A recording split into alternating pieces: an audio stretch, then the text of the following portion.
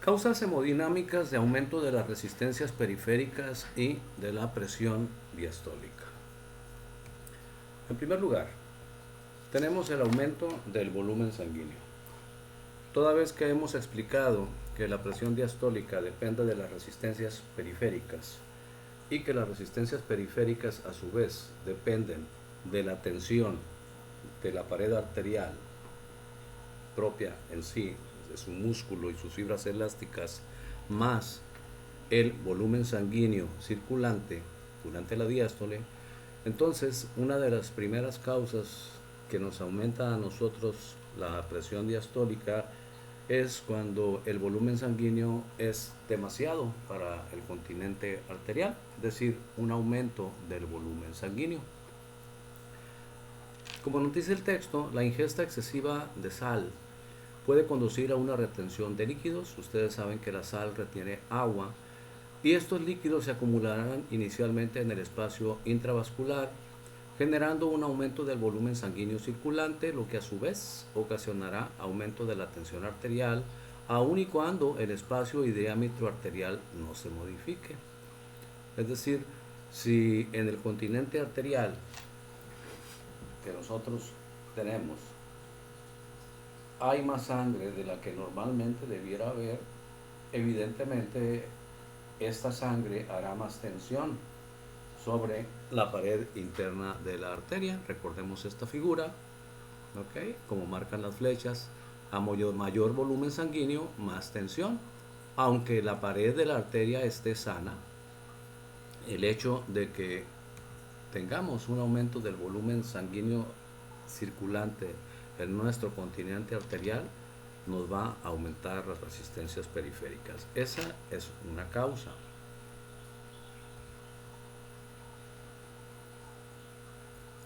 Otra causa, que es tal vez la más importante y la más común, es el endurecimiento de la pared arterial, ¿okay? A lo que llamamos arterioesclerosis. El término esclerosis significa endurecimiento, entonces arterioesclerosis, endurecimiento de las arterias. El nombre de arteriosclerosis se usa a veces en forma genérica para denotar un conjunto de lesiones arteriales diversas acompañadas de endurecimiento y pérdida de la elasticidad de esta pared. Otras veces se le usa como sinónimo de una de estas lesiones, que es la ateroesclerosis. En realidad veremos que la ateroesclerosis es un tipo de arterioesclerosis, el más frecuente de hecho, ¿sí? El más frecuente. Porque si hablamos de arterioesclerosis en general, tendríamos que hablar de 4 diferentes tipos de arteriosclerosis. Una de ellas es la angioesclerosis de la senectud, que es un endurecimiento que se da debido a los cambios degenerativos propios del envejecimiento. La calcificación de la capa media, hay una calcinosis, hay un depósito de calcio en la capa muscular y elástica media de las arterias.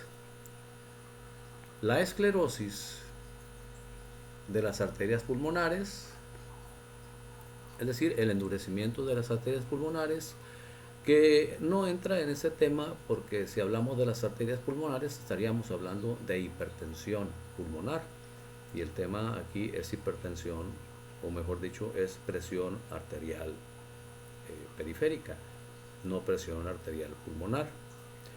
Y lo ponemos al último, aunque sea el más común, la ateroesclerosis. ¿Qué es la ateroesclerosis? Pues la ateroesclerosis es un depósito de colesterol, ¿ok? Es un depósito de colesterol en la capa íntima de las arterias.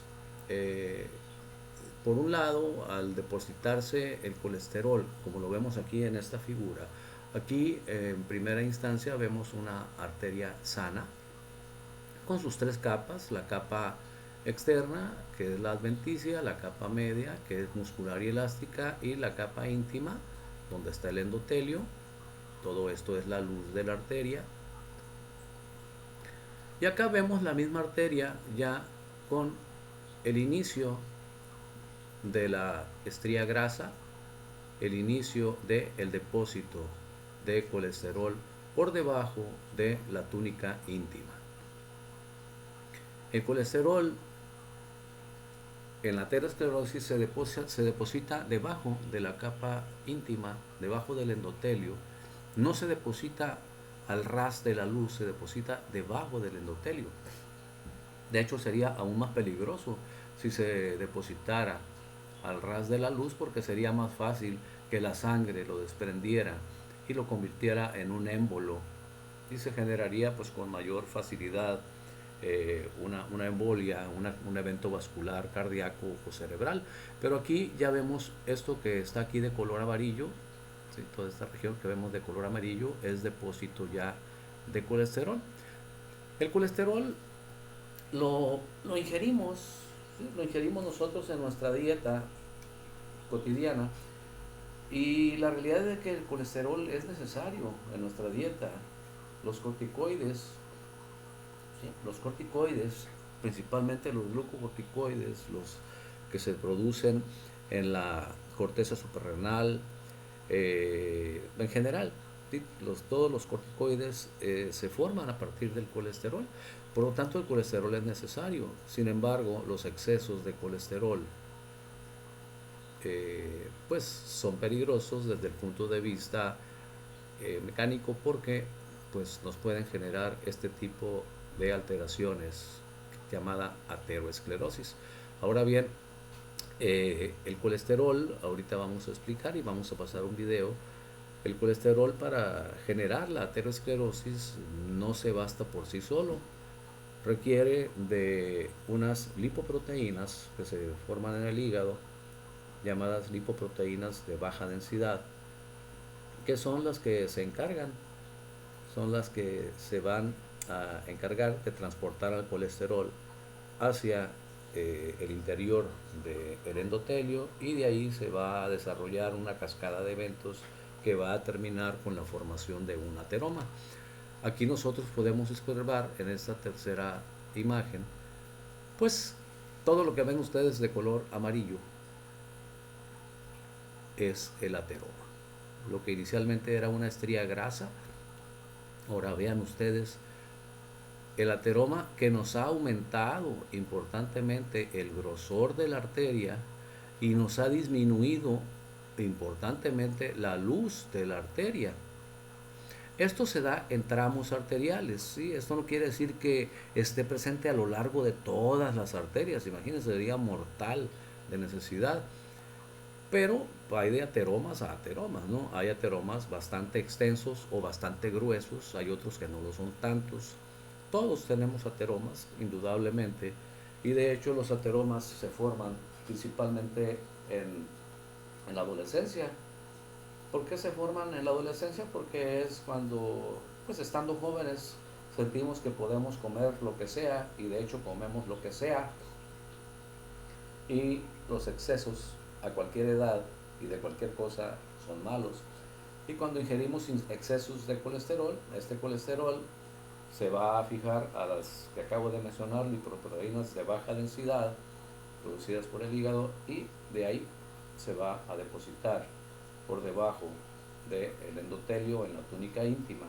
Y ahí puede durar años y puede durar toda nuestra vida sin generarnos problemas. Pero la situación grave es cuando esto sucede principalmente en cualquier arteria, pero principalmente cuando sucede en las arterias coronarias o en las arterias cerebrales. Ahí es donde nos puede generar, en las arterias carótidas, donde nos pueden generar problemas bastante serios. Fíjense cómo en esta figura, en la tercera, en esta que señalamos aquí, fíjense cómo se ve el endotelio. Yo lo estoy señalando aquí con el cursor. Voy a poner otro tipo de cursor para que se vea mejor. Okay. Aquí está el endotelio, está intacto, es decir, el endotelio separa a la placa de ateroma de la luz. Esto, pues pudiéramos decir que dentro de todo lo malo, esto es bueno, porque si este endotelio se rompiera, si este endotelio se rompe, va a permitir, como lo vamos a ver un poquito más adelante en un video, si este endotelio se rompe, vamos a suponer que se rompiera en este punto, va a permitir la salida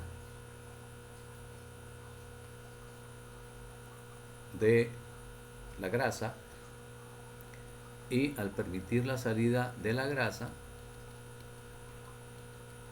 ahí está saliendo la grasa, ese daño al endotelio inmediatamente en nuestro organismo, el sistema plaquetario lo va a identificar e inmediatamente va a mandar fibras y plaquetas a formar aquí un trombo. Y muchas veces ese trombo que se forma obstruye por completo la arteria. Ya se imaginarán ustedes que si ese trombo obstruye por completo la arteria, bueno, de aquí, de donde se obstruyó, hacia adelante no va a haber circulación sanguínea. Entonces todo lo que haya de aquí para adelante, todo el tejido que dependía de la irrigación de esta arteria, lo más seguro es que si no recibe sangre por otro lado, se va a infartar, ¿no? Y así es como suceden los infartos, sobre todo los infartos agudos de miocardio, por la formación o por este tipo de accidentes vasculares.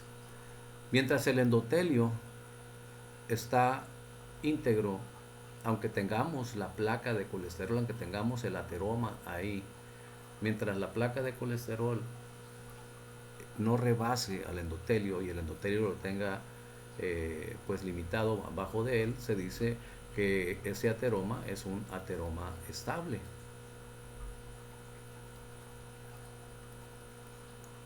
Y el problema, aunque es importante, pero se reduce al hecho de que la arteria está más dura y está más tensa y la luz está más estrecha.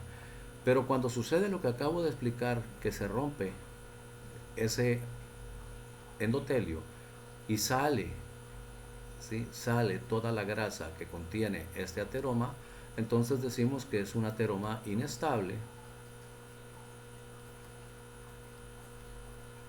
Y ese ateroma inestable nos va a generar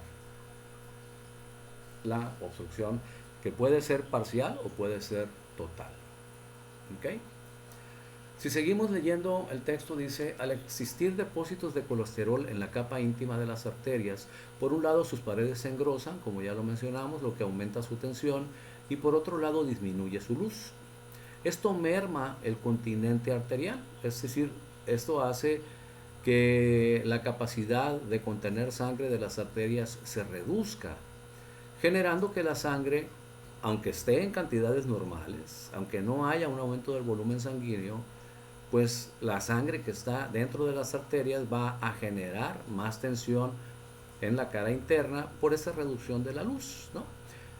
Y esto es otro motivo de aumento de la resistencia periférica y en consecuencia de la tensión diastólica. ¿Okay? Entonces, estamos hablando desde luego de una situación en la cual voy a borrar todo lo que escribí ahorita para poder explicar, aunque creo que está claro. Estamos hablando de una situación en la cual el ateroma está formado, pero está estable. Ahí tenemos un ateroma estable.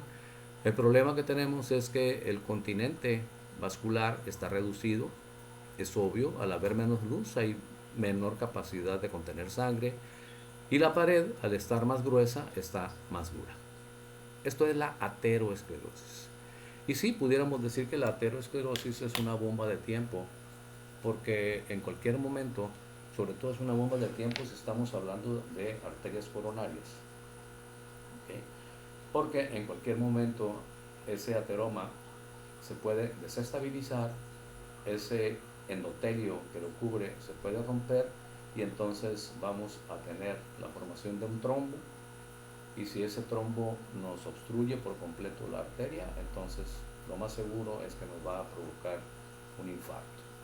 o si lo obstruye, no completa, pero sí importantemente, nos puede provocar un angor pectoris, una angina de pecho. Bien. Esto es lo que se forma con las lipoproteínas de baja densidad, como lo vamos a ver más adelante en un video.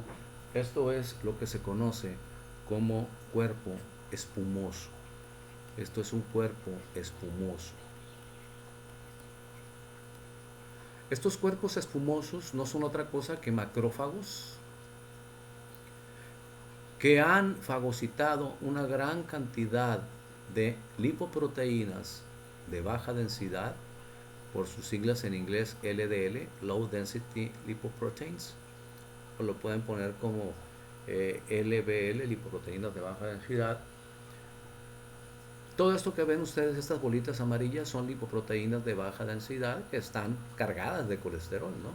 Ellas son las transportadoras del colesterol. Las LDL, las HDL, por otro lado, lo que hacen es echar fuera el colesterol de las arterias y mandarlo al hígado y que el hígado lo metabolice. Pero aquí estamos hablando de las LDL. Esto es un cuerpo espumoso, es un macrófago. Es un macrófago que fagocitó grandes cantidades de LDL oxidadas, que es importantísimo el hecho de que se oxiden porque eso genera más quimiotaxis al sistema inmunitario. Y estas fueron fagocitadas por el macrófago. El macrófago muere, ¿ok? Pero este es un macrófago lleno de lipoproteínas de baja densidad fagocitadas. Obviamente no es un solo macrófago. Vean ustedes lo que sucede aquí en este tramo de arteria. Aquí nosotros podemos ver, esta es la capa muscular. Voy a cambiar el color para que sea un poco más distinguible. La vamos a poner negro. Esta es la capa muscular de la arteria. Esto que estoy delimitando es la capa muscular.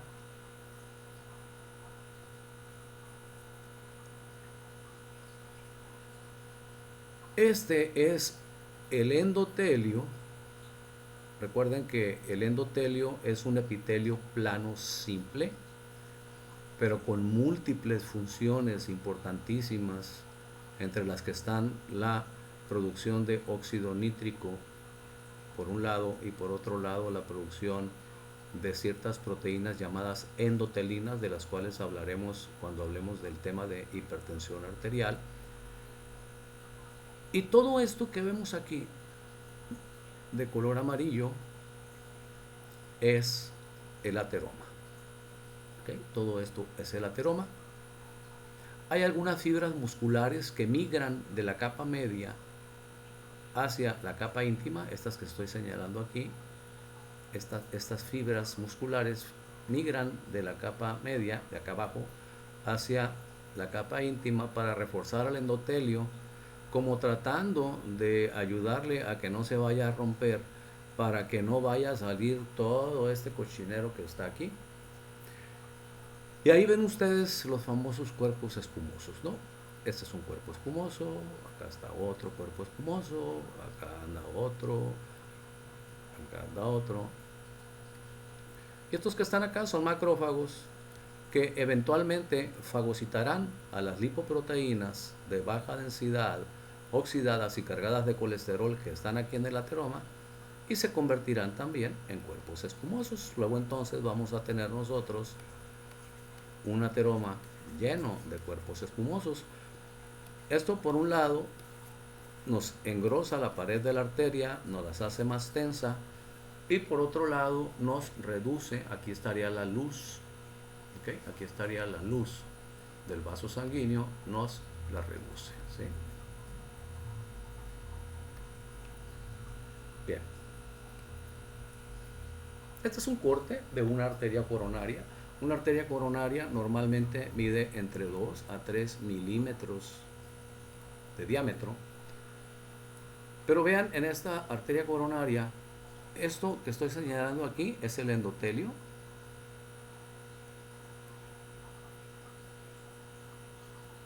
¿Ok? Esta es la luz. Pero antes la luz era todo esto.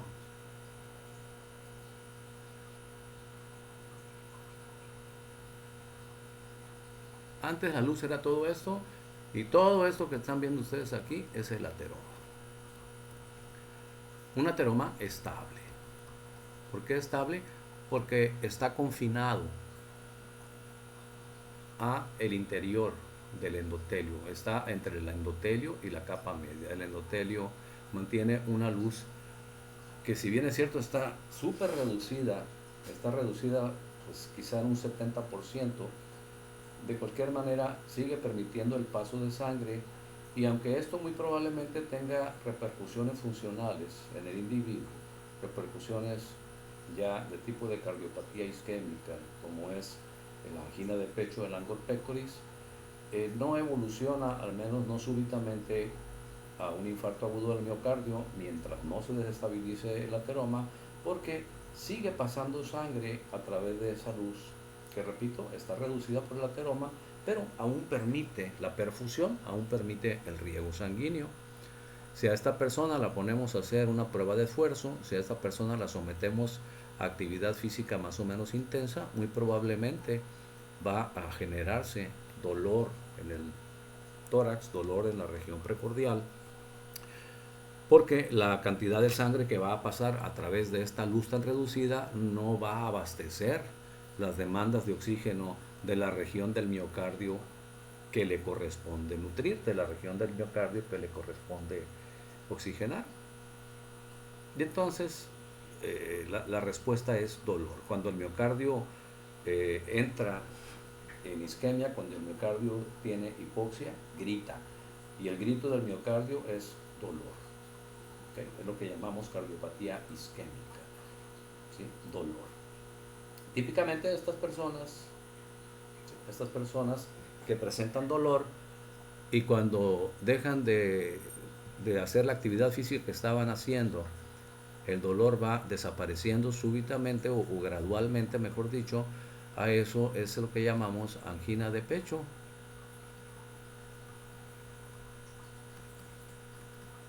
O también se le llama angor pectoris. Y una de las principales causas de cardiopatía isquémica, ya sea angina de pecho, angor pectoris, que es lo mismo, o el infarto agudo del miocardio, es la hipertensión arterial. Por eso es importante mencionarlo aquí, aunque el tema sea presión arterial, que sepan ustedes lo que es un ateroma estable, lo que es un ateroma inestable y lo que es la cardiopatía isquémica. Vean ustedes esta arteria coronaria que les decía yo, su luz era de 2 a 3 milímetros, ahora quizá sea 1 milímetro. Quizá sea 1 milímetro su luz. Obviamente esta imagen está bastante ampliada. ¿Ok?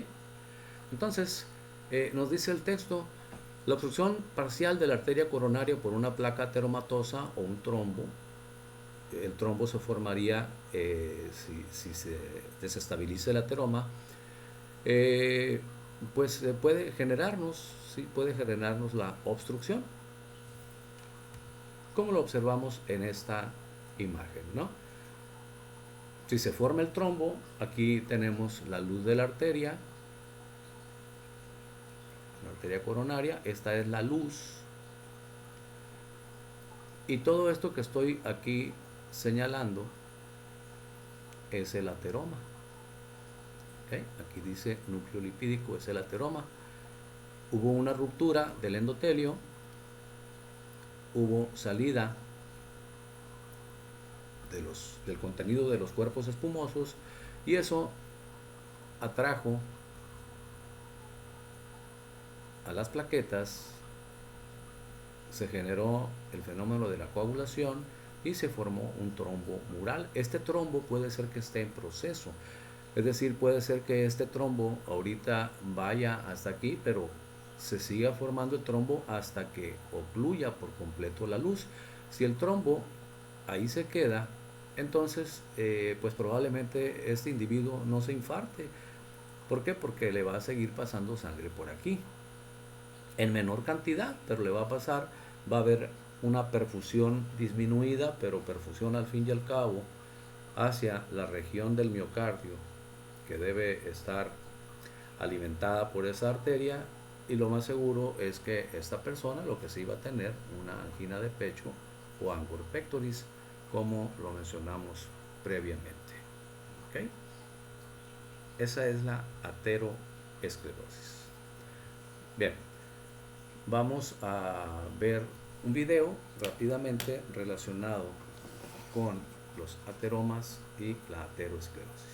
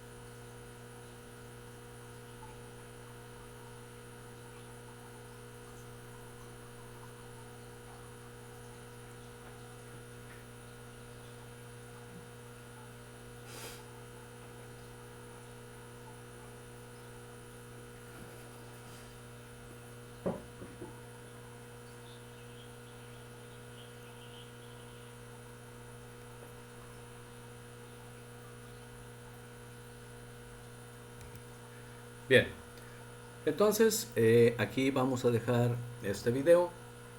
Esas son causas, recuerden que estamos hablando de causas hemodinámicas de elevación de las resistencias periféricas y de la presión diastólica. Continuaremos, todavía nos falta para terminar con este tema, pero no quiero hacer los videos muy largos. Continuaremos en el siguiente video con otras causas de aumento de las resistencias periféricas, y después de eso ya hablaremos directamente de lo que es la clínica, lo que son los métodos, lo que es las técnicas para la toma de la presión arterial, y hablaremos de lo que es la hipertensión arterial.